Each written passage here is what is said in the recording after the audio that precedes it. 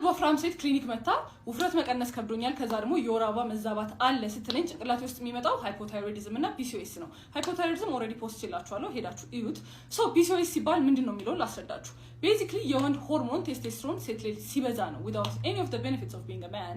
ሶ ለምንድነው የሚበዛው የሚለው ላስረዳችሁ። ኖርማሊ ከፒቱታሪ ኤልኤች እና ኤፍኤስኤች የሚባሉ ሆርሞኖች ይለቀቃሉ። አንዳቸው ሄዶ ብዙ እንቁላል እንዲመረጡ ያደርጋል።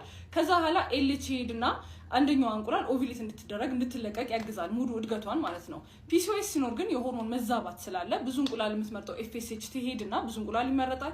ኤልኤች ግን በጊዜዋ ስለማትገኝ ኦር በቂ ሆና ስለማትገኝ አጓጉል እድገት ላይ እነዚህ እንቁላሎች ይቀራሉ፣ ውሃ ይቋጥራሉ። ሶ ሲስት ይባላሉ። ለዛ ነው ፖሊሲስቲክ የምንለው። ሶ እነዚህ እንቁላሎች ኖርማሊ ኤስትሮጅን ነው ማምረት ያለባቸው፣ ግን ሆርሞን ሲዛባ ቴስቶስትሮን ያመርታሉ። ይሄ ቴስቶስትሮን ሲመረት የሚያመጡት ምልክቶች አሉ ሴት ላይ። አንደኛ ብጉር የመብዛት ነገር፣ ጸጉር እንደ ወንድ እዚህ ፊት ላይ ጀርባ ላይ ደረት ላይ የማደግ አይነትና የመብዛት ነገር ይኖረዋል። ጸጉር የመሳሳት፣ ከዛ ደግሞ ኢሞሽናሊ አንስቴብል ልትሆን ትችላለች። መበሳጨት፣ መናደድ፣ ዱካክ የመሳሰሉ ምልክቶች ያመጣሉ። ተጨማሪ ደግሞ ይሄድና ይሄ ቴስቶስትሮን ኢንሱሊን ምርትን ይጨምራል። ሶ ኢንሱሊን ደግሞ ምን ታደርጋለች? ስቶሬጅ ሙድ ውስጥ ነው ሁሉ ጊዜ እንዲርባችሁና የምትበሉት ነገር እንዳለ ስቶር እንዲደረግ ታደርጋለች። ሶ ያ ሰው በጣም ቶሎ ውፍረት ይጨምራል፣ ግን ቶሎ ቶሎ ደግሞ ክሬቪንግ አላቸው።